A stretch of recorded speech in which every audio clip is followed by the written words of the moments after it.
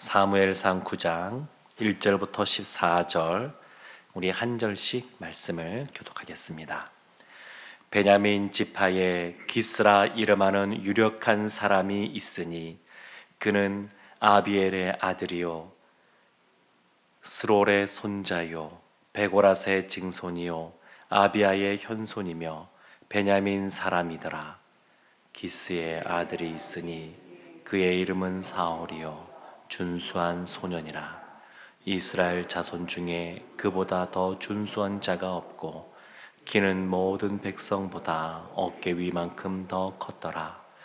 사울의 아버지 기스가 암나귀들을 잃고 그의 아들 사울에게 이르되 너는 일어나 한 사환을 데리고 가서 암나귀들을 찾으라 하매 그가 에브라임 산지와 살리사 땅으로 두루 다녀 보았으나 찾지 못하고 사알림 땅으로 두루 다녀 보았으나 그곳에는 없었고 베냐민 사람의 땅으로 두루 다녀 보았으나 찾지 못하니라.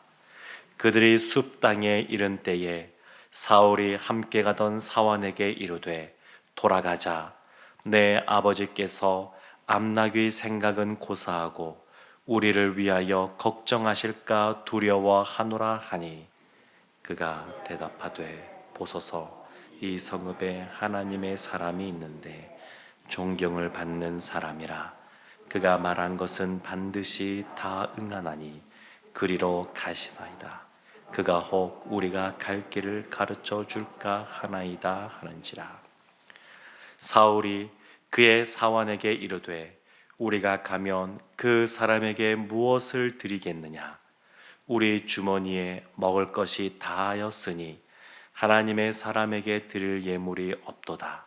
무엇이 있느냐 하니 사환이 사울에게 다시 대답하여 이르되 보소서 내 손에 은 한 세겔의 4분의 1이 있으니 하나님의 사람에게 드려 우리 길을 가르쳐 달라 하겠나이다 하더라. 옛적 이스라엘에 사람이 하나님께 가서 물으려 하면 말하기를 선견자에게로 가자 하였으니 지금 선지자라 하는 자를 옛적에는 선견자라 일컬었더라. 사울이 그의 사환에게 이르되 내 말이 옳다 가자 하고 그들이 하나님의 사람이 있는 성읍으로 가니라. 그들이 성읍을 향한 비탈길로 올라가다가 물 기르러 나오는 소녀들을 만나 그들에게 묻되 선견자가 여기 있느냐 하니 그들이 대답하여 이르되 있나이다. 보소서 그가 당신보다 앞서 갔으니 빨리 가소서. 백성이 오늘 산당에서 제사를 드리므로 그가 오늘 성읍에 들어오셨나이다. 당신들이 성읍으로 들어가면 그가 먹으러 산당에 올라가기 전에 곧 만나리이다. 그가 오기 전에는 백성이 먹지 아니하나니 이는 그가 재물을 축사한 후에야 청함을 받은 자가 먹음이니이다. 그러므로 지금 올라가소서. 곧 그를 만나리이다 하는지라. 그들이 성읍으로 올라가서 그리로 들어갈 때에 사무엘이 마침 산당으로 올라가려고 마주 나오더라. 아멘. 이스라엘이 사무엘에게 그리고 하나님께 왕을 요구합니다. 그 표면적인 이유와 달리 실제적으로는 하나님의 그러한 말씀으로부터 좀 벗어나고 싶어하는 그러한 모습 속에 왕을 요구합니다. 근데 하나님이 이와 같이 하나님을 떠나겠다라고 마음속에 생각하고 있는 이스라엘 향해서도 그래도 은혜를 베풀어 주십니다. 하나님의 왕되심을 늘 인정하며 살아야 되는데 근데 이 세상에 왕을 세우겠다고 하니까 하나님이 이 사이의 간격 이것을 메꾸기 위해서 이 세상의 왕을 하나님이 세우십니다. 그래서 이스라엘의 첫 번째 왕인 사울이 왕으로 등극하게 되는데 오늘 그 사울 왕이 세워지는 그 과정이 이제 처음으로 등장하게 됩니다. 이스라엘 역사 보면 가장 위대한 왕으로 사울 왕 다음에 다윗, 누가 보더라도 모범이 되는 모습이 많은 다윗 왕이 있고, 그리고 초대 왕인 사울 왕은 흔히 반면 교사라 그러죠. 안 좋고 나쁜 모습이 많은데 그것을 반면 교사로 삼아서 우리는 그렇게 살지 말라, 이런 뜻으로 많이 전해지긴 하는데, 그래서 이 사울 왕과 다윗 왕이 비교되고 대조되는데, 근데 사울 왕이 처음부터 그랬던 것은 아닙니다. 왕이 되기 전에 오늘 본문에 보면 굉장히 겸손하고 멋진 사람으로 나옵니다. 그래서 왕이 된 이후에 변질된 사울 왕을 생각하면서 굳이 색안경을 끼고 지금 이 본문을 볼 필요는 없습니다. 하나님이 이스라엘 너희들 당해봐라 이래서 나쁜 왕을 세운 것이 아닙니다. 하나님께서 세워질 만한 사람을 세우신 겁니다. 그래서 오늘 본문 말씀을 우리가 볼 때에 이 왕으로 세워지기 전에 이 겸손했던 이 사울을 만나기를 원합니다.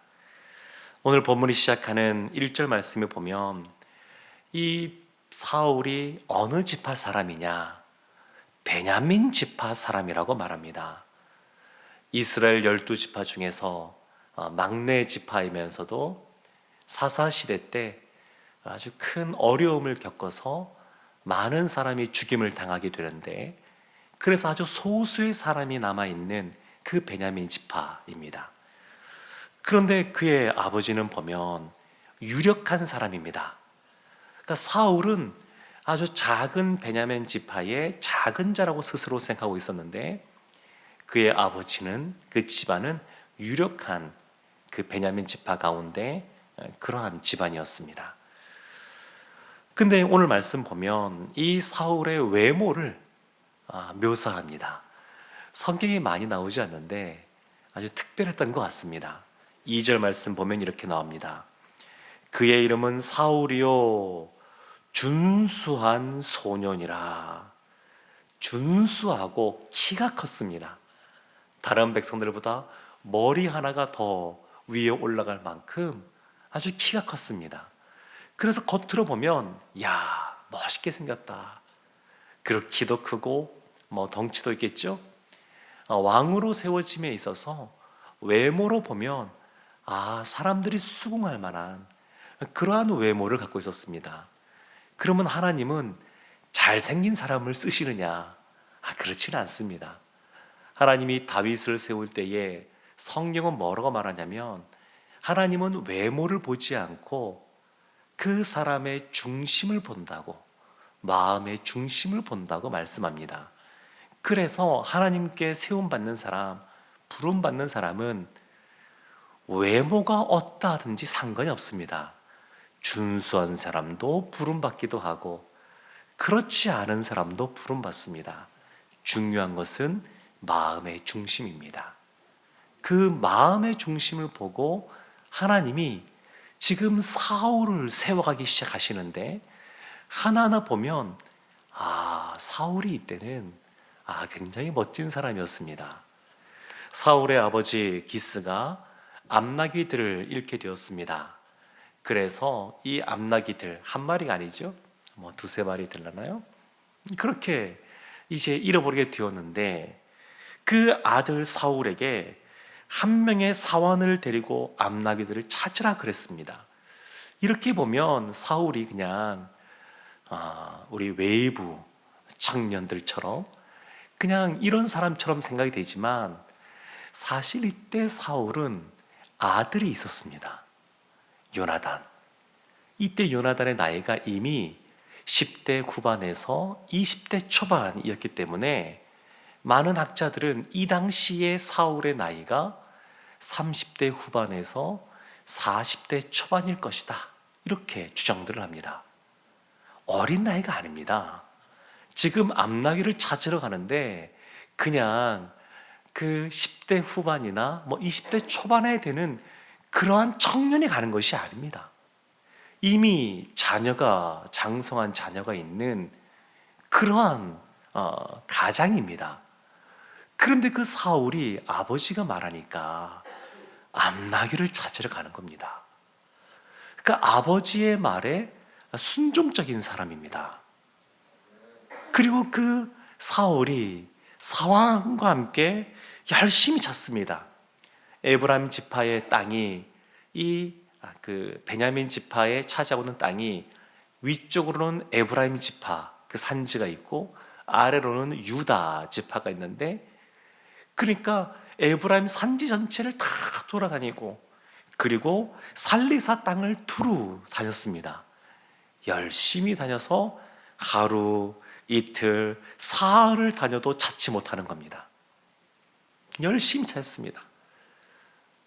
그런데 5절 말씀 보면 이 사울의 이 성품이 어떠한지를 보여주는 장면이 나오는데 5절에 이렇게 나옵니다. 그들이 숲 땅에 이른 때에 사울이 함께 가던 사환에게 이르되 돌아가자, 내 아버지께서 암나귀 생각은 고사하고 우리를 위하여 걱정하실까 두려워하노라. 아버지를 생각합니다. 아버지가 떠나보내고 나서 며칠 동안 돌아오지 않는 아들을 생각하면서 걱정할까봐 아버지 때문에 돌아가자고 말합니다. 효자입니다, 효자. 나이가 그렇게 들고 그리고 가정도 꾸리고 자녀도 꽤 컸는데 그래도 효자입니다, 효자. 아버지에게 잘합니다. 아버지의 마음을 헤아리는 사람입니다. 그런데 이때 사환이 6절 말씀이 이렇게 말합니다. 사환이 이게 대답하죠. 보소서, 이 성읍에 하나님의 사람이 있는데 존경을 받는 사람이라 그가 한 것은 반드시 다 응하나니 그리로 가사이다. 하나님의 사람이 있다는 것을 지금 사환이 말합니다. 사실 사울은 이 사무엘에 대해서 알 법한 사람인데 잘 모르고 있습니다. 그러니까 이 당시의 사울은 얼굴도 준수하고 키도 크고 그리고 효자이고 그 아버지의 말에 잘 순종하는 사람이었지만 하나님의 사람, 그러니까 하나님의 사람을 잘 모를 만큼 영적인 면에서는 좀 어두운 사람이라고 할 수 있습니다. 그런데 이 사울에게 아주 좋은 것이 있었는데 영적으로 밝은 하나님의 사람을 아는 사환이 붙어 있다는 겁니다. 사환이 있습니다. 그래서 그 사환이 우리 하나님의 사람에게 한번 가봅시다. 그가 말한 것은 다 응하니까 이 암나귀를 찾을 수 있는 길도 아마 알려줄 겁니다. 갑시다. 근데 사울은 굉장히 예의가 바른 사람이어서 그냥 가기가 어렵습니다. 그래서 7절에 이렇게 말하는 겁니다. 우리가 가면 그 사람에게 무엇을 드리겠느냐? 우리 주머니에 먹을 것이 다하였으니 하나님의 사람에게 드릴 예물이 없도다.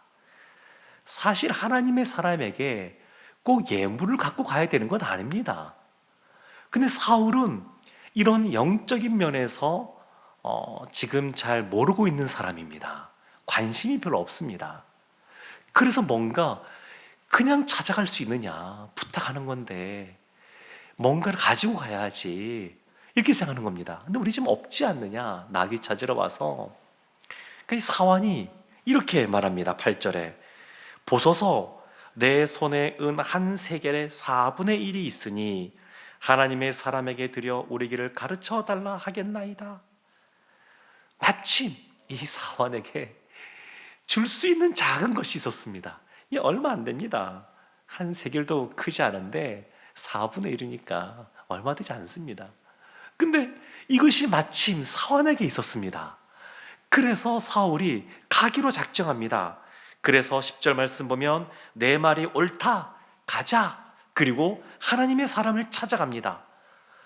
근데 찾아갔는데 11절에 보면 또 그곳에서 마침 만나는 사람들이 있습니다. 물 기르러 나오는 소녀들을 만납니다. 그들을 만나서 그 소녀들에게 묻습니다. 어디로 가면 선지자가 있느냐? 그들이 또 마침 설명해 줍니다. 지금 여차여차해서 왔는데 지금 바로 가면 아마 만날 겁니다. 그래서 14절 오늘 본문 끝에 이렇게 나오죠. 그들이 성읍으로 올라가서 그리로 들어갈 때에 사무엘이 마침 산당으로 올라가려고 마주 나오더라. 드디어 사울이 사무엘을 만났습니다. 이 말씀 보면 사울의 아버지가 암나귀를 잃어버린 것, 암나귀가 그 낮은 담장을 뛰어넘거나 아니면 울타리가 허술하게 되어서 길을 잃게 되는 것, 우리가 볼 땐 우연으로 보입니다. 사울이 열심히 그 주변을 찾았는데 찾지 못한 것, 그냥 그럴 수도 있지, 우연처럼 보입니다. 그리고 아버지를 생각해서 돌아오려고 하는데 마침 그 한 사환이 하나님의 사람에게 가봅시다 제안하는 것, 이것도 그냥 우연처럼 보일 수 있습니다. 그냥 작은 일들입니다. 근데 가려니까 뭐 가진 것이 없어서 이 사울이 가려고 하는 것을 주저할 때에 그때 마침 또 사환이 그 한 세겔의 은세겔의 4분의 1을 가지고 있습니다. 그래서 사울이 가고자 하는 마음이 생겼습니다. 그리고 찾아갔는데 사무엘을 못 만날 수도 있는데 때마침 물 깃는 그 소녀들을 만나서 그냥 헤매지 않고 바로 가서 드디어 사무엘을 만납니다. 사랑하는 성도 여러분, 우연처럼 보이지만 사실 하나님이 이 작은 우연처럼 보이는 일들을 통해서 사울을 사무엘에게도 인도하고 있습니다. 하나님이 사울을 왕으로 세우고자 이미 작정하셨고 그 사울을 사무엘까지 세심하게 인도하고 있습니다. 그냥 볼 때는 작은 일들입니다. 그냥 벌어질 수 있는 일들입니다. 그런데 그 작은 일들을 통하여 하나님께서는 하나님의 섭리를 이루어 가십니다. 룻기 말씀 보면 2장 3절에 이렇게 말합니다. 룻이 가서 베는 자를 따라 밭에서 이삭을 줍는데 우연히 엘리멜렉의 친족 보아스에게 속한 밭에 이르렀더라. 우연히 보아스의 밭에 이르렀습니다. 우연인 것 같지만 그렇지 않습니다. 2장 4절에도 룻기 2장 4절에 이렇게 나옵니다. 마침 보아스가 베들레헴에서부터 와서 베는 자들에게 이르되, 마침 그때 또한 보아스가 왔습니다. 우연이 아닙니다. 우리가 볼 때는 작은 일이고 우연처럼 보일지 몰라도 하나님께서는 그 모든 것을 합력하여 하나님의 뜻을 이루어 가십니다.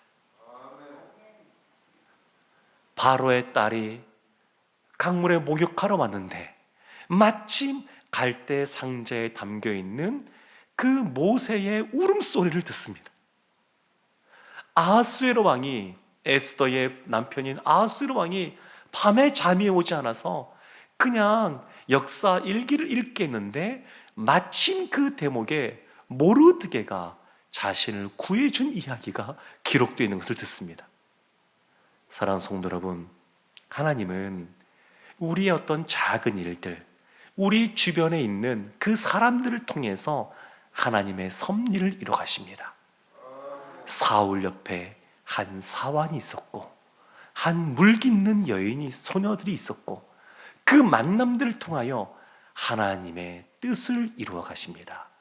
시공간의 제약 속에 있는 사람은 우연일지 몰라도 시공간을 뛰어넘어 계시는 하나님 앞에서는 섭리입니다. 오늘 우리가 만나는 사람들, 하는 행동들, 또 우리의 말들, 작은 것 같지만 하나님이 그것을 통하여 하나님의 뜻을 이루어갈 줄로 믿습니다. 작은 것이 작은 것으로 끝나지 않습니다. 그 작은 것을 하나님은 섭리라고 하는 그러한 큰 뜻 속에서 우리에게 새롭게 그 의미들을 깨닫기를 원하십니다. 오늘도 작은 일에서도 하나님을 바라보며 하나님의 섭리를 경험하는 우리 모두가 되기를 주님의 이름으로 축원합니다. 아멘.